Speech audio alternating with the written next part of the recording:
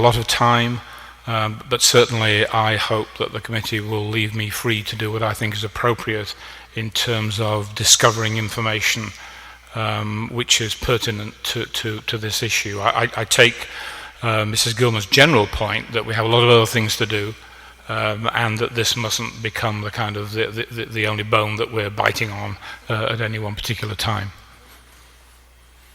Okay, I would say that on the letter writing campaign, I'm not ready to endorse that. I think just the fact that we just said it publicly, that'd be nice if people could do it. But I think the vote we just took, in my opinion, was okay, this is it. I mean, if there's I'm just one vote, but I don't know if that's a route we need to take. Can I just Yes. I'm sitting here very quietly because I'm just taking it all in and hearing what everyone has to say. We're making a lot of good points, but how many times in the past 10 minutes we've said we're moving on, we're moving on, we're moving on. However, we're doing a letter writing campaign where we're suggesting that the agenda address the issue of Gloucester. Christopher Farmer has asked that he do behind the scenes work, and it just doesn't seem like we're moving on. It sounds like we're still at battle. So while I support what we've decided to vote tonight, it just, to me, I'm not getting the feeling that we're moving on. It doesn't seem like we are going to move on, because I think by the actions that we're doing, it's going to create more opportunities to do more letter writing and things like that. So I'm wondering when we really are going to move on. And I'm not saying that we should move on, but it just sounds to me like everything we're saying, we are doing everything but moving on in this conversation we've had tonight. So I've just sat here and I'm listening and thinking, okay, that's a good idea, but that's really not moving on, and that's a great idea too. But we are not moving on here. We all have to admit we're not moving on. We are holding out for the bottom of the ninth inning, and we are still fighting. So I'd like to remove the we're moving on from our conversations, because that doesn't seem to be happening. Amy. I guess I've taken this slightly different, that while I agree we have to, in my mind, we have to go to the bottom of the ninth, and I kind of see, I guess the best way of explaining how I see it is I see the September 22nd board meeting as the top of the ninth. That's their time to make their final chat and final decision, and then we have to see what comes out of it from there. But I believe it's, in my opinion, it's the superintendent's job to continue watching for what's best for this district.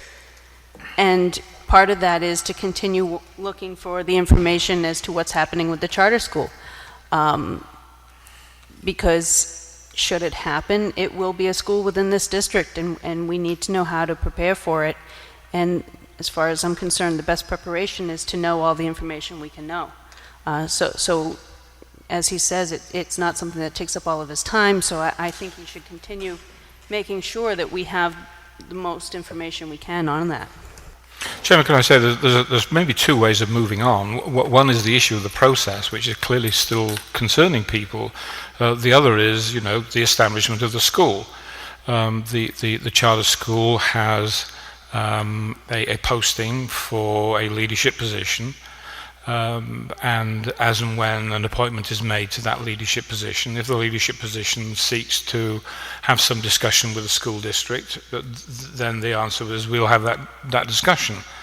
We are obligated to provide transport as that emerges and it becomes clear that there's a job to be done. Then those of us who are responsible for providing that service will get on and do that. We know that any member of the Gloucester public school faculty who wish to teach at the school can apply to do so, and if they're appointed, they can ask for a 2-year leave of absence from the Gloucester public schools while they do that, and they will write to me and request that, and I will reply agreeing it because I'm required to do so. So we will move on and do what we need to do. And I think as you think about moving on, that there are those two levels about the relationship between the city of Gloucester and its citizens and the school committee and this very, very problematic process, and the issue about the school as a school, and maybe we need to try to make sure that we in our thinking separate those two things out. Mayor Kirk. Yeah, I agree with that, and Mrs. Texer, I absolutely agree with your thoughts. but I think we also need to untangle it, because I do not want to let the state off the hook. If we ran a process like this, would we be let off the hook? Absolutely not. And I think that's part of what we're saying here, is we have some real verifiable data in hand that is a critique of their process, and I think that we don't want to let them off the hook. They absolutely should take a look at themselves, look at what happened, and that will build reform into their process. And that's our gift to the Board of Education, Secondary and Elementary. Locally, I do think from a community standpoint, that's a whole different story. We have to look at our strategic plan. We have to look at how we are going to support neighborhood schools, even though bearing down on us will be the cost of affording, in all likelihood, another school called the Gloucester Community Arts Charter School. Those are the things that we have to do locally. To move on. And some of that will come up, I think, in the superintendent's performance evaluation a little bit later, just getting that focus back to our strategic plan, how we're going to support neighborhood schools, how we are going to continue to advocate for fair funding for all Gloucester children.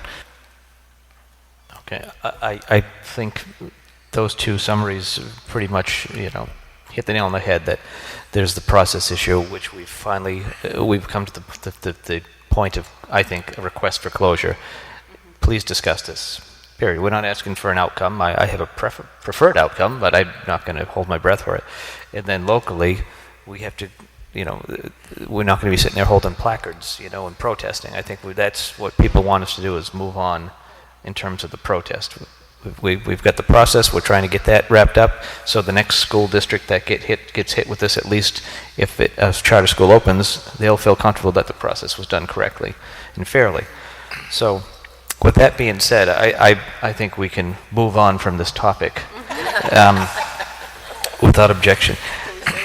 Yes. Moving on. All right.